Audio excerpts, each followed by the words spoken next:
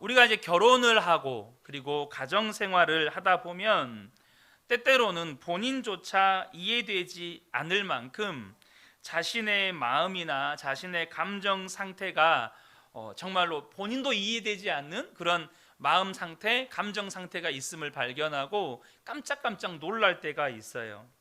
무슨 말이냐면 분명히 그렇게 사랑해서 지금의 배우자를 만나서 결혼을 했는데 어느 날은 그 배우자가 그렇게 꼴보기 싫고 밉고 또 심지어는 끔찍한 상상이나 생각이 내 속에 있는 것을 발견할 때가 있습니다. 그렇게 사랑해서 결혼을 했는데 그렇게 사랑하기가 어려운 거예요. 동의하시죠? 격하게 끄덕거리시는 분들도 계시는데, 근데 자녀는 안 그렇습니까? 낳을 때는요 정말 눈에 넣어도 아프지 않을 것처럼 그렇게 사랑스럽고 너무나도 그 애틋한 내 자녀였죠. 그래서 이 자녀가 존재 자체로만으로도 너무너무 감사했죠. 그런데 이 자녀가 자라가면서 그렇게 자녀를 사랑하기가 힘이 들어요. 그러면 부모만 그렇습니까? 자녀는요? 자녀도 부모가 그렇게 사랑하기가 힘이 듭니다. 무엇을 말해주는 것입니까? 가정에 그만큼 사랑이 필요하다는 것입니다. 사랑이 딴 데 필요한 게 아니고요, 먼저 우리가 살아가는 이 가정, 한평생 가정이라고 하는 굴레, 가정이라고 하는 공동체를 우리는 떠날 수 없기 때문에 가장 사랑이 필요한 곳이 가정이라는 거죠. 여러분, 복음의 핵심이 무엇입니까? 하나님이 우리를 사랑하신다는 거예요. 그런데 우리를 사랑하시는 정도가 아니고 하나님이 우리와 사랑에 푹 빠지셨다는 겁니다.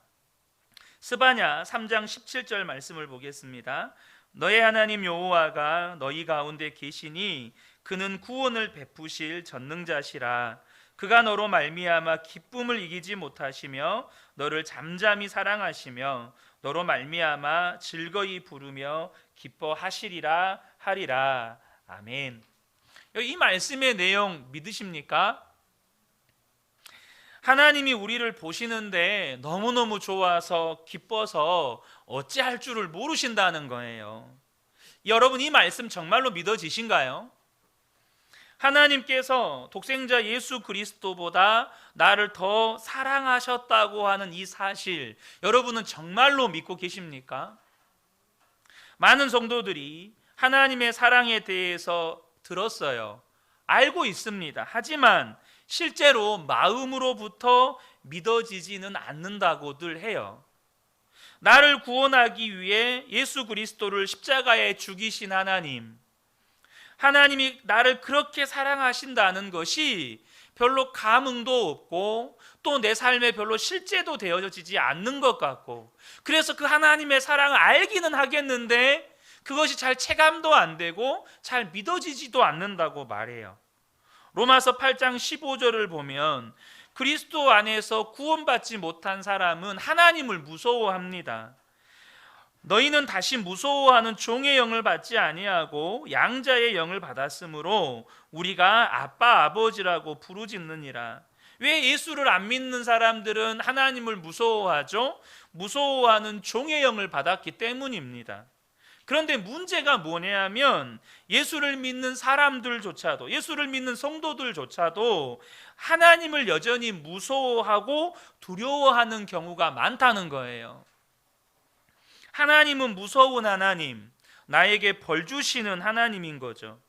그래서 하나님이 어찌할 줄을 몰라서 어찌할 줄을 모를 정도로, 하나님 정말 이런 표현이죠, 좋아서 죽을 정도로 나를 기뻐하시고 즐거워하신다는 이 스바냐 3장 17절의 말씀이 들어서 좋기는 한데 그것이 내 삶에 별로 실제로 와닿는 그런 감흥은 별로 없다는 거죠. 그래서 이 말씀이, 하나님이 나를 사랑하신다, 이 말씀에 대해서 많은 성도들이 별로 감흥이 없어요. 여러분, 혹시 여러분들이 연애하셨을 때 여러분이 사랑하는 형제가, 여러분이 사랑하는 자매가 나를 좋아한대, 이 말을 여러분이 듣게 되었을 때, 이 고백을 듣게 되었을 때 여러분의 마음은 어떠셨나요? 여러분 정말로 가슴이 뛰고 설레지 않으셨습니까? 요즘에는 너무 빠르다는 표현들 쓰시죠. 요즘에 아이들이 너무 빨라서 와 정말 우리 때는 이런 말 하면 안 되는데 우리 때는 안 그랬는데 요즘 애들은 그냥 뭐 엄청 빨리 만나고 뭐 사귀고 막 와 진짜 난장판도 이런 난장판이 없어요. 그래도 저희 때는 밤에 막 가슴 설레가면서 러브레터도 써보고 여러분 뭐 그런 다 추억들 있으시잖아요. 첫사랑한테 러브레터도 써보고 쓰면서도 설레고 이거를 줘야 되는데 어떻게 줘야 되나 또 설레고 나중에 그 러브레터를 받은 애가 나도 너 좋아해 그러면 막 심장이 터질 것 같고 여러분 누군가가 나를 사랑한다는 이 고백은요 이렇게 우리를 가슴 설레게 하고 기쁘게 하고 즐겁게 하고 세상이 새롭게 보이게 만들어지는 그런 역사입니다. 그런데요 많은 예수를 믿는 성도들이 하나님이 나를 사랑하신데 이 진리의 말씀 앞에서 별로 감흥이 없어요. 아 그래? 그런갑네. 그렇다네. 여러분 근데 오늘 본문의 말씀을 보면 하나님이 우리를 얼마나 사랑하시는지에 대한 말씀입니다. 어느 아버지에게 두 아들이 있었는데요. 이 둘째 아들이 문제아였어요. 소위 문제가 너무 맨날 사고 치고 다니고 싸우고 술 마시고 들어와서 집안에서 깽판 부리고 아버지한테 막 고래고래 소리도 지르고 이런 그런 막대 먹은 아들이었습니다. 어느 날 이 아들이 아버지에게 와가지고 아버지 제가 아버지가 돌아가실 때까지 도저히 못 기다릴 것 같아요. 어차피 저한테 물려주실 유산 좀 미리 좀 땡겨주시면 안 될까요? 이렇게 말을 하는 거예요. 여러분 세상에 이런 막대 먹은 아들이 어디 있습니까? 성경에 그런 표현들은 안 돼 있지만 여러분 이 말이 그 말이잖아요. 그죠? 아버지 돌아가실 때까지 도저히 못 기다리겠으니까 좀 미리 줄 유산 좀 미리 좀 땡겨주세요. 아버지가 빨리 돌아가셨으면 좋겠는데 아버지가 너무 건강하신 거예요. 아버지가 돌아가실 때까지 기다렸다가는 내가 늙게 생긴 거예요. 세상 내 마음대로 살고 싶은데 그때까지 내 마음대로 살기에는 도저히 안 되겠는 거죠. 그래서 아버지한테 이항에 물려주실 거 지금 주세요. 그러는 거예요. 여러분 자녀가 여러분에게 와서 그렇게 말한다면 여러분 어떻게 하시겠어요? 야 몽둥이 어딨냐? 여러분 그러지 않겠습니까? 그런데 이 아버지가 아들에게 유산을 주겠다고 그렇게 유산을 줍니다. 이 아들은 신나가지고 그 유산을 가지고 동남아로 갔어요. 거기서 뭐 카지노도 가고 뭐 클럽에 가서 뭐 여자들 끼고 놀고 그러면서 그 많은 유산을 다 흥청망청 다 써버렸어요. 근데 여러분 먼저 우리가 생각해 볼 것이 아버지가 왜 둘째 아들에게 야 몽둥이 가져와 이렇게 안 하시고 그냥 아무 말 없이 유산을 그냥 주었을지 생각해 보셨습니까? 이게 좀 그 일반적이지 않잖아요. 네가 사람이냐? 이제부터 너는 우리 집안 호적에서 파분다. 이렇게 해가지고 아예 이렇게 호적에서 그냥 지워버리든지 그럴 수 있잖아요. 근데 하나님은 그렇게 안 하셨거든요. 왜 그러셨는지 여러분 생각해 보신 적 있으십니까? 그 이유는 이 아이가 아무리 막대 먹은 아이고 또 아무리 진짜 사람 같지 않은 자식이지만 나중에 정말로 이 아이에게 절박한 순간이 왔을 때 아버지에게 돌아올 수 있는 문이라도 열어놓기 위해서 그 재산을 준 거예요. 만약에 아버지가 그냥 몽둥이로 두들겨 패고 쫓아내버렸으면 이 아들이 다시 집으로 돌아올 생각했겠어요? 아버지 몽둥이부터 생각이 나지. 근데 아무 말 않고 재산을 줬단 말이에요. 그러니까 이 아들이 이제는 재산 다 써버리고 또 심지어 그 먼 나라에서 기근이 들어서 먹을 것이 없으니까 돼지라도 쳐야겠다 해서 먹고 살려고 돼지 치는데 돼지가 먹는 쥐엄 열매라도 먹으려고 했는데 그것조차 주는 사람이 없는 거예요. 그때 이 아들이 아버지 생각이 나요. 엄밀하게 이야기하면 아버지 집 생각이 나요. 무슨 말이냐면 아버지 집에 양식이 풍족해요. 심지어 아버지 집에는 품꾼들조차도 풍성하게 먹어요. 풍족하게 배불리 먹어요. 그래서 내가 돌아가서 아버지에게 아들이라고 말할 수는 없고, 과거 전적이 화려하니까 나를 품꾼의 하나로라도 받아주면 좋겠다. 그래서 나를 종으로라도 받아주세요. 이렇게 말해야겠다. 그러면 내가 종으로라도 들어가면 내가 굶어 죽지는 않겠다. 이 생각을 한 거예요. 그러니까 아들은요, 내가 다시 아들의 자리로 돌아가야겠다고 생각을 한 게 아니고 그 집에 종으로라도 들어가서 배불리 먹고는 살아야겠다. 굶어 죽지는 않아야겠다. 이 생각을 한 거예요. 그렇게 아버지에게 돌아왔는데, 여러분, 아들은요, 자기가 전혀 아들이라고 생각하지 않고 이렇게 돌아왔는데 아버지는요, 생각이 좀 달랐어요.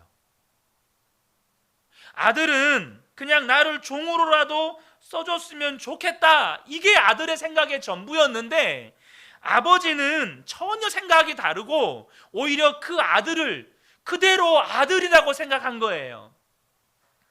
여러분, 지금 이것이 우리가 우리 자신을 보는 것과 하나님이 우리를 보시는 시각의 차이라는 겁니다. 우리는 우리 자신을 볼 때 우리 지난 한 주간만 지난 일주일간만 딱 떼놓고 보자고요. 여러분이 하나님 자녀답게 살았던 적이 얼마나 있습니까? 말씀이 얼만큼 순종하며 사셨나요? 얼만큼 사랑하며 사셨나요? 얼만큼 용서하며 사셨나요? 얼만큼 기뻐하며 사셨나요? 얼만큼 주님을 예배하고 찬양하며 사셨나요? 절대 여러분을 정죄하기 위해 드리는 말씀이 아니에요. 그런 우리의 현실을 보면 우리 스스로가 우리에 대해서 어떤 생각을 하냐면 나는 하나님의 자녀가 아닌 것 같다, 이런 생각을 해요. 그러지 않아요? 그러니까 예배하러 나올 때 우리의 마음 상태가 종의 마음 상태로 나와요.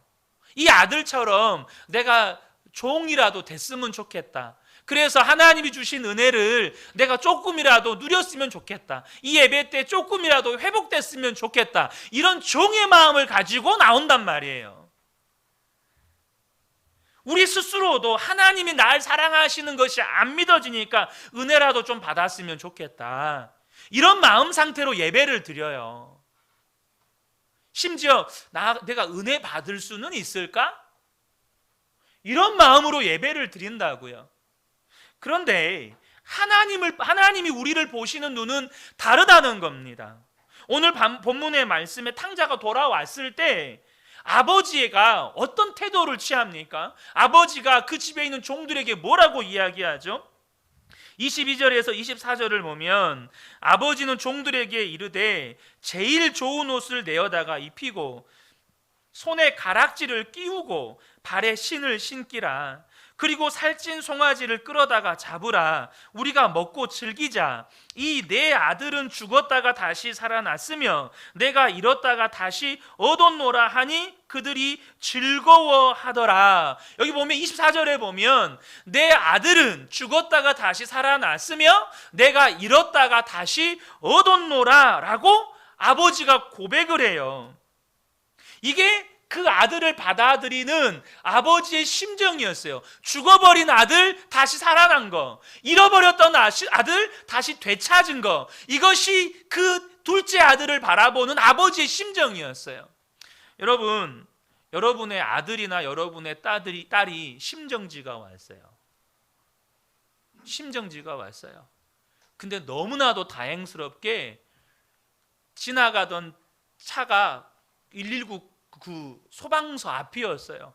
그래서 부랴부랴 차 멈추고 자식을 소방서 앞에다가 일단 내려놓고 뛰쳐들어가서 구급대원 불러왔어요.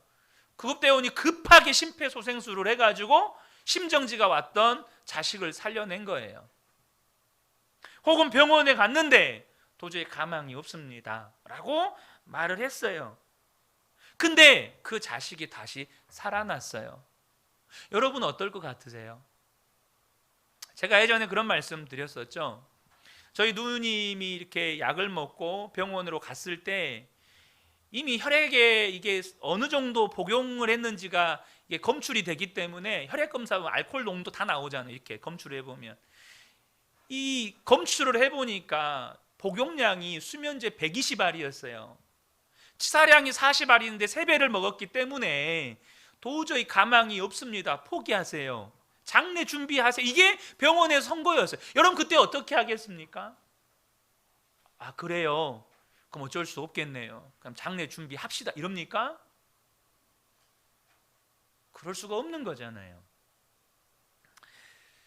여러분 잃어버린 자녀, 죽어버린 자녀가 다시 살아나고 잃어버린 자녀가 되찾아졌다면 여러분 어떨 것 같으세요? 잃어버린 자녀가 세월이 지났을 때 그가 비록 남루한 옷을 입고 고생한 티가 나고 제대로 배우지도 못하고 성격도 이상하게 뒤틀어져 있는 아이라 할지라도 여러분 그 아이를 찾았다면 얼마나 기쁘겠어요? 우리나라에는요 유네스코 세계 기록유산에 등재되어 있는 방송 기록이 하나 있는데요, 아마 우리 저보다 연세가 많으신 성도님들은 다 아실 거예요. 그것은 1983년에 6월 30일부터 11월 14일까지 453시간 45분간 세계 KBS 생방송으로 방영된 KBS 특별 생방송 이산 가족을 찾습니다 라는 생방송입니다. 세계 최장기간 생방송 기록이에요. 40년 전 일이죠. 한국 전쟁이 끝나고 30년 후에 특별 생방송으로 전쟁으로 뿔뿔이 흩어진 이 가족을 찾는 생방송을 했는데, 그렇게 이 30년 만에 헤어진 부모 형제를 만나요. 그때 부모 형제들을 뭐 전화로 확인하든 아니면 그 방송국으로 이렇게 뛰쳐오든 그래서 찾았을 때 여러분 어떻게 합니까? 잘 배웠냐 못 배웠냐, 인물이 잘났냐 못났냐, 행색은 그거 뭐냐, 꼬라지가 그거 뭐냐, 그거 봅니까? 그냥 부둥켜 안고 울기만 합니다. 얼마나 부둥켜 안고 우는지 몰라요. 다른 거 안 따집니다. 찾았다는 것만으로도 너무 기뻐가지고 그냥 엉엉 웁니다. 여러분 저는 사랑하는 막내 아들을 먼저 이렇게 떠나보낸 우리 부모님의 모습을 오랫동안 지켜봐 왔습니다. 그렇게 무서우셨던 아버지는 이렇게 막내 동생이 죽은 뒤로 완전히 폐인이 되다시피 하셔서 술로만 사시다가 5년 만에 교통사고로 돌아가셨습니다. 저희 어머니는 아들을 잃은 슬픔에 정말 한동안 헤어나오지를 못하셔서 그냥 순간순간 방바닥을 치면서 통곡을 하셨어요. 그냥 일하다가도 그냥 그 자리에 주저앉아서 방바닥을 치면서 통곡하셨고, 어렸을 때 그 모습을 너무 자주 봤어요. 한 번은 그 슬픔에서 헤어나오지를 못하니까 밤에 혼자 마시지도 못하는 술을, 이 소주 대병이 있었어요. 우리 저희 어렸을 때는 그 대병 반병을 혼자 드셨어요. 반병을. 술을 못 드시는 분이니까 새벽 그때가 한 2시나 3시쯤 됐던 것 같아요. 어디서 통곡 소리가 들리는데 어머니가 이제 술에 그 술 다 토해내시면서 또 통곡하시고 또 토하다가 통곡하시고, 그것을 봤던 기억이 있습니다. 여러분 뭘 말씀드리려고 하냐면 하나님이 우리를 그렇게 보신다는 거예요. 무슨 말이냐? 본문에 나오는 아버지는 하나님이십니다. 우리가 우리를 보는 관점과 하나님이 우리를 보는 관점이 완전히 달라요. 하나님은 우리를 어떻게 보시느냐? 잃어버렸던 자식을 되찾은 것으로 보십니다. 사탄 마귀에게 납치되어서 빼앗겼던 자식을 예수 그리스도 안에서 다시 되찾은 것으로 보신다는 거예요. 우리는 본래 하나님의 형상대로 지음받은 하나님의 자녀였습니다. 우리가 원래 창조될 때는 하나님의 형상대로 하나님의 자녀로 지음받았어요. 하나님의 자녀니까 하나님 닮은 게 당연하죠.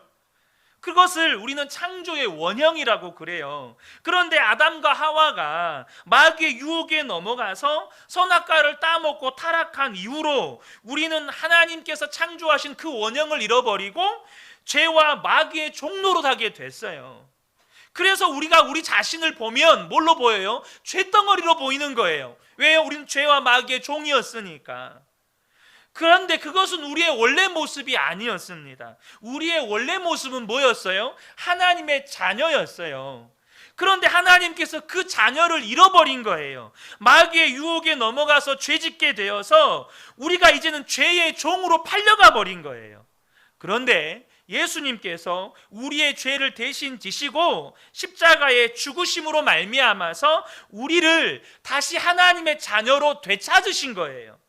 그래서 하나님이 우리를 보실 때는 어떻게 보시냐? 잃어버린 자식을, 죽었던 자식을 다시 되찾은 걸로 보신다는 거예요. 여러분, 하나님이 우리를 보실 때 왜 그렇게 기뻐하시고 왜 그렇게 우리를 사랑하시는지 아시겠습니까? 우리는 원래 이제 하나님으로부터 하나님의 잃어버린 자식이었는데 그 잃어버린 자식을 되찾기 위해서 부모는 무슨 짓이든 다 하는 거예요. 제가 초등학교 몇 학년이었는지 모르겠어요. 여러분 대구 그 개구리 소년들 이야기 아시죠? 그 사건이 있은 뒤로부터 십수년간 그 부모들이 얼마나 그 자식들 찾으러 다녔는지 몰라요. 유골이 발굴될 때까지. 자식을 찾기 위해서라면 부모는 무슨 짓이든 다 해요.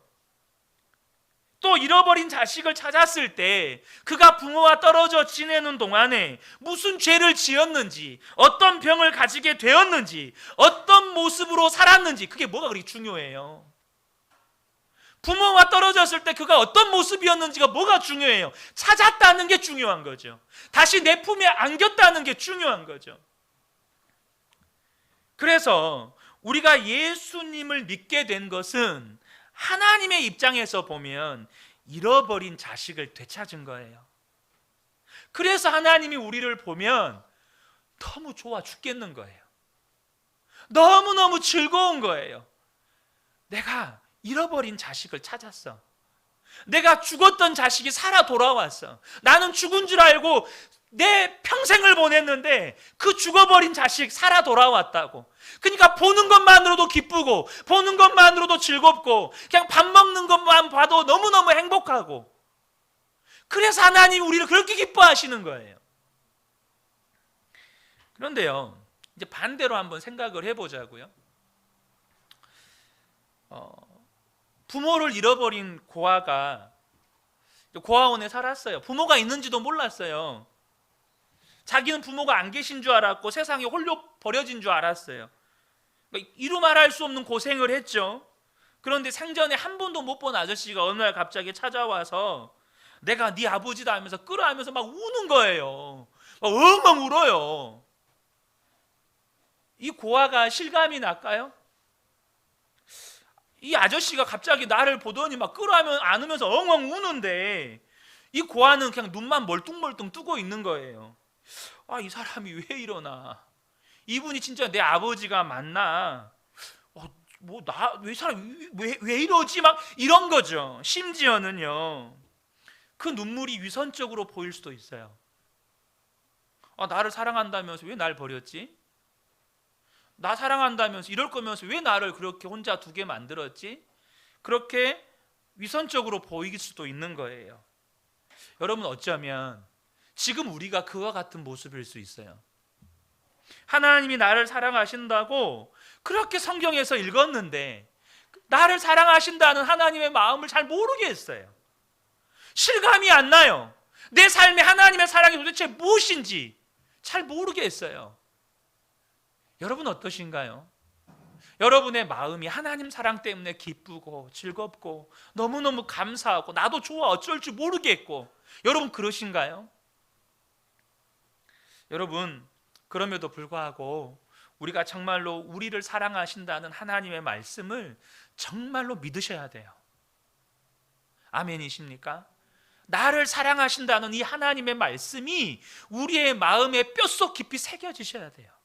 그래서 하나님의 사랑 이제 생각만 하면 그냥 내 안에서 정말 내가 감당하지 못하는 감동이 막 솟아올라와야 돼요. 이사야 53장 5절에서 6절입니다. 그가 찔림은 우리의 허물 때문이요 그가 상함은 우리의 죄악 때문이라. 그가 징계를 받음으로 우리는 평화를 누리고 그가 채찍에 맞음으로 우리는 나음을 받았도다. 우리는 다 양 같아서 그릇 행하여 각기 제 길로 갔거늘 하나님께서는 우리 모두의 죄악을 그에게 담당시키셨도다. 여러분, 예수님께서 채찍에 맞으시고 십자가에 못 박혀 피 흘려 죽으실 때 우리는 예수님과 한 몸이 되었습니다. 죄와 저주 아래 있던 우리와 예수님이 한 몸이 되어 주셨기 때문에, 그렇게 죽으셨기 때문에 저와 여러분이 모든 죄와 저주에서 건짐을 받게 된 거예요. 근데요 여러분, 아마 벌써 이 패션 오브 크라이스트라는 영화가 나온 지가 한 7년 8년 된 것 같아요. 거의 20년 가까이 된 것 같습니다.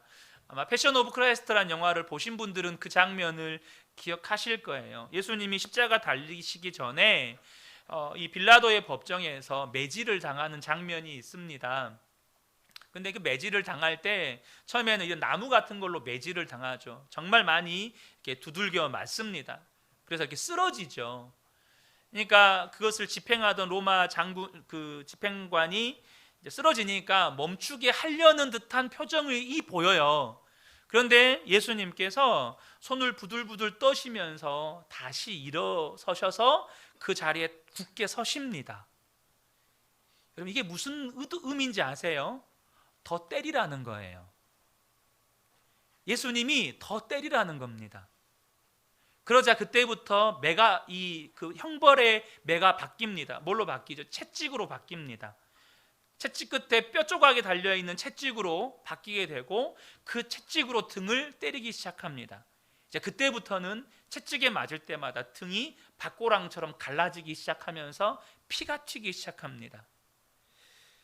여러분, 예수님께서 힘이 없어서 끌려가서 매를 맞고 십자가를 진 게 아닙니다. 왜 예수님이 매를 맞아야 했고 왜 예수님이 십자가를 지셔야 했을까요? 예수님이 죄의 짐을 짊어지시려면 매를 맞아야 하기 때문입니다. 예수님이 우리의 죄를 담당하시려면 채찍에 맞으셔야 했기 때문이에요. 예수님이 우리의 모든 죄를 담당하시려면 십자가에서 피 흘려 죽으셔야 했기 때문이에요. 그러니까 그냥 해초리 몇 대 맞고 끝날 수도 있었어요. 근데 더 때리라는 거예요. 왜요? 그래야 우리의 죄를 짊어지는 것이 되니까. 그래야 우리의 죄를 짊어지고 십자가에서 다 해결하게 되는 것이니까. 그래서 우리를 구원하신 겁니다. 그런데 여러분, 중요한 게 있어요. 우리가 예수님은 우리의 죄와 저주 아래에서만 우리와 하나 되신 게 아닙니다. 무슨 말이냐? 부활하신 다음에 생명으로 또 우리와 하나가 되셨어요. 그러니까 우리의 모든 죄와 저주를 짊어지시고 하나가 되셔서 십자가에서 죽으셨고 다시 부활하신 생명으로 또 우리와 하나가 되신 거예요. 그래서 우리는 예수님과 함께 십자가에서 죽었고 예수님으로 다시 사는 거예요. 그래서 지금 우리는요, 예수의 생명으로 사는 자가 된 거예요.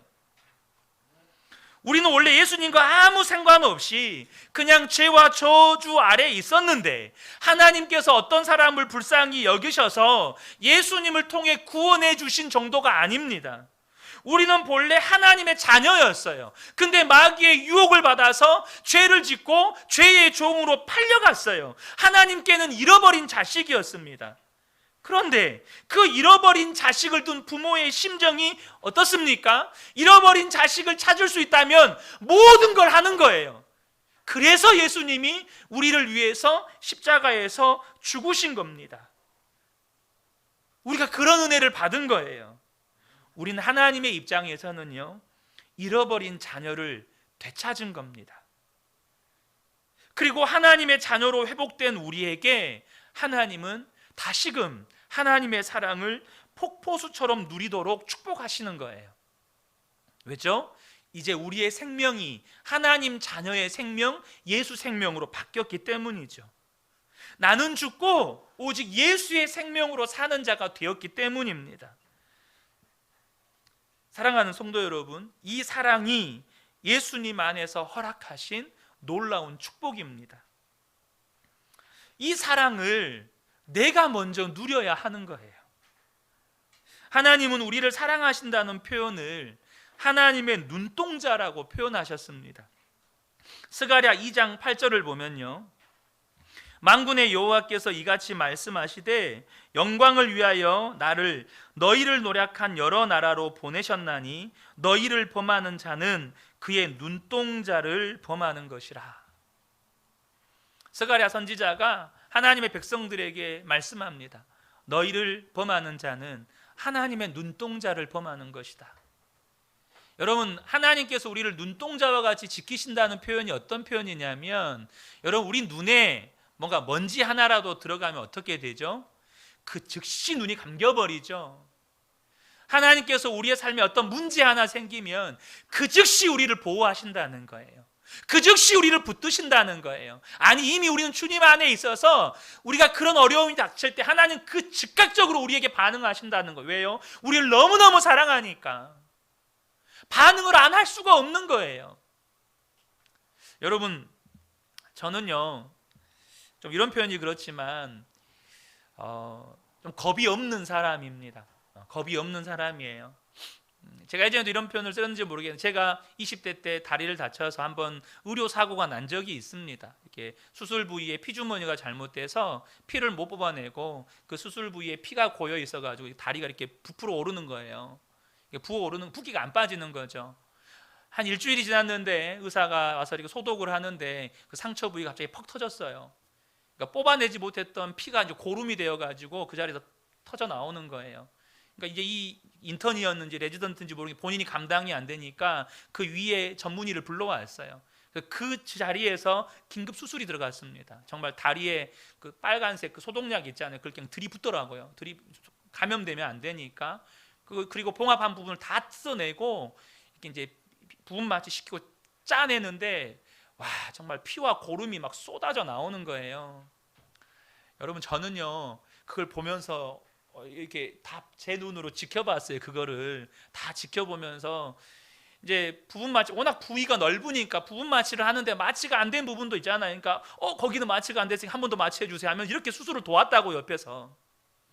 제 피가 한 바가지 쏟아져 나와도 저는 별로 겁내지를 않았어요. 근데 저희 아이들이요 다쳤대요. 피가 난대요. 그럼 어쩐 줄 아세요? 제 몸에서요 소름이 돋아요. 제 몸에서 나오는 피는 한 바가지가 쏟아져도 별로 겁이 안 나는데, 자녀가 다쳤고 뭐 코피가 난다, 뭐 어디가 쓸려서 피가 난다 그러면 나도 모르게 몸에서 막 소름이 돋아요. 그게 부모인 거예요. 여러분, 하나님이 우리를 그렇게 아끼시고 그렇게 우리를 사랑하십니다. 그러므로 저와 여러분이 이 사랑을 누리셔야 되고, 이제는 우리가 그 사랑을 고백할 수 있어야 돼요. 하나님 아버지, 저를 이렇게 사랑해 주셔서 감사합니다. 저와 여러분이 사람들 앞에서, 저는요 하나님의 사랑 받은 자예요. 저는요 이렇게 놀라운 하나님의 사랑을 누리고 사는 자입니다. 이렇게 고백하고 사셔야 돼요. 여러분, 사랑받는 사람은 티가 나요. 연애에 빠졌어요, 사랑에 빠졌어요, 그러면 얼굴 표정부터 바뀌어요. 하나님의 사랑받는 사람에게서 기쁨이 없다, 그 말이 뭔 말이죠? 하나님 사랑을 받는 사람의 얼굴 표정이 별로 변화가 없다, 아직 하나님의 사랑을 모른다는 거예요. 그런데 우리가 하나님의 사랑에 눈 뜨고 난 다음에 가장 먼저 해야 할 일이 뭐냐? 바로 가족들에게 내가 받은 하나님의 사랑을 흘려보내주는 거예요. 하나님이 나를 보실 때 더럽고 타락한 죄인으로 보지 않고 하나님의 형상을 닮은 창조의 원형으로 나를 보시듯이 십자가 안에서 아내를 바라보고 남편을 바라보고 자녀를 바라보고 부모를 바라보아야 하는 거예요. 당신도 하나님의 사랑하는 자녀고 당신도 하나님의 창조의 원형입니다. 그것이 당신 속에 있습니다. 그것이 너희들 안에 있다. 그것이 부모님 안에 있습니다. 이렇게 바라보아야 한다는 겁니다. 가족들을 그렇게 대해야 하는 이유는 가족들이 가정 안에서 자신의 가장 솔직한 모습을 드러낼 수밖에 없기 때문이에요.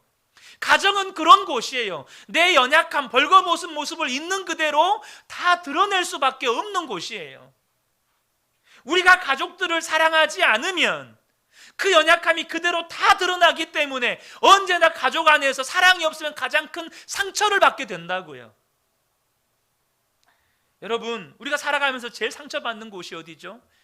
가정입니다. 가정.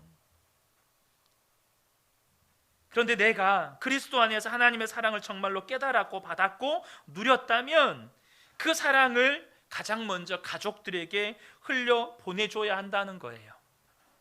이제는 더 이상 변화되라고 요구하지 말고 하나님이 나를 있는 그대로 받으셔서 잃어버린 자식을 품으신 것처럼 나도 내 사랑하는 가족들을 하나님이 그렇게 사랑하는 자로 그에게 말해주고 우리도 그렇게 그를 품어주고 도와주어야 한다는 겁니다. 여러분, 우리 가정 안에 사랑이 흘러넘치는 것이 역사의 열쇠입니다. 단지 가족들을 사랑하게 해달라고 기도만 한다고 되는 게 아닙니다. 우리가 먼저 하나님의 사랑을 알고 누리고 그 사랑을 가족들에게 흘려 보내줘야 우리 가정 안에 사랑이 넘치는 거예요. 어느 부부의 이야기입니다. 모든 조건이 다 이상적으로 맞는 한 남자와 한 여자가 만나서 결혼을 했어요. 잘 살 줄 알았는데 이혼 위기까지 갔습니다. 갈등이 너무 심했어요. 이유는 남편은 자로 잰 듯 정확한 것을 좋아하고 아내는 좀 틀리고 삐뚤어져도 즐거우면 언제나 오케이, 이런 성향의 분이라 이렇다 보니까 남편의 눈에는 아내가 원칙도 없고 기준도 없고 질서도 없는 대책 없는 사람이고 아내의 눈에는 남편은 앞뒤가 꽉 막힌 융통성이 없는 사람으로 비춰진 거예요. 신혼여행을 가는데 아내가 차표를 두고 온 것을 터미널에서 발견을 한 거예요. 심지어 신혼여행 갔는데 아내가 예물을 다 분실해 버렸어요. 그러니까 매사에 꼼꼼한 성격인 남편은 이런 덤벙대는 아내에게 대경실색하면서 문제 많은 여자라고 생각을 했고, 그러다 보니까 아내는 다그치는 남편 때문에 너무 많은 상처를 받고, 결혼하기 전에는 분명히 집에서도 학교에서도 교회에서도 인정받고 살았는데 남편의 눈에는 이상한 별나라에서 온 외계인인 거예요. 남편에게 늘 지적받다 보니 자존감은 밑바닥을 내려치고 우울증에 빠져버렸습니다. 발랄함이 주특기였던 아내에게 남편은 그야말로 감옥인 거예요. 이제는 마지막으로 한번 기회를 가져보기로 하고 선교단체 훈련에 들어갔습니다. 그리고 그곳에서 요즘에 유행하는 그 MBTI라고 하는 검사를 해봤어요. 남편의 성격과 아내의 성격이 하나님이 만드셨을 때 그 만드신 그 성격 유형 안에 다 들어가 있는 거예요. 정말로 서로가 불량품인 줄 알았는데 알고 보니까 하나님이 만드신 정품인 거예요. 그렇게 서로를 이해하게 되고 용납하게 되면서 두 사람이 다시 극적으로 화해를 하게 됩니다. 뭘 말하려고 하는 것이냐? 하나님이 보시는 눈으로 나를 보고 하나님이 보시는 눈으로 가족을 보는 것, 그것이 우리 가정을 구원하는 거예요. 여러분, 하나님이 우리를 어떤 눈으로 바라보십니까? 사랑입니다. 하나님 우리를 보실 때 오직 사랑의 눈으로만 보세요. 그러면 나만 그렇게 보십니까? 가족도, 아내도, 남편도, 자녀도, 부모도 하나님은 오직 사랑으로만 보세요. 그러면 나도 그 사랑으로 가족들을 봐야 되는 거예요. 우리가 할 일은 그 하나님의 사랑을 내가 정말로 믿고 이제는 그 사랑을 누리고 나도 이제 사랑하며 사는 겁니다. 변화시키는 건 하나님이 하시는 거예요. 여러분이 할 수 있는 게 아닙니다. 이거 다 경험해 보셨잖아요. 사람은 사람을 못 변화시켜요. 오직 하나님만 변화시킵니다. 구원도 하나님만 하시는 거예요. 하나님이 우리에게 말씀하신 건 사랑만 하면서 살라는 거예요. 변화시키려고 하는 그 모든 짐은 주님께 맡기라는 겁니다. 왜요? 예수님이 우리의 생명이시고 주님이 우리 안에 함께 계시니까 그 주님이 모든 짐은 맡으시겠다는 겁니다. 여러분, 우리가 할 것은요, 사랑만 하며 사는 겁니다. 이게 축복이에요. 다른 거 안 해도 되잖아요. 여러분, 변화시키는 거 내가 안 해도 돼요. 그냥 사랑만 하면 되는 겁니다. 그러면 충분해요. 그 다음은 주님이 다 하십니다. 사랑하는 성도 여러분, 이것이 은혜라고 하는 겁니다. 이 아침에 함께 예배한 우리 모든 성도님들에게 이 놀라운 은혜가 충만하게 임하시기를 예수님의 이름으로 축복합니다. 아멘.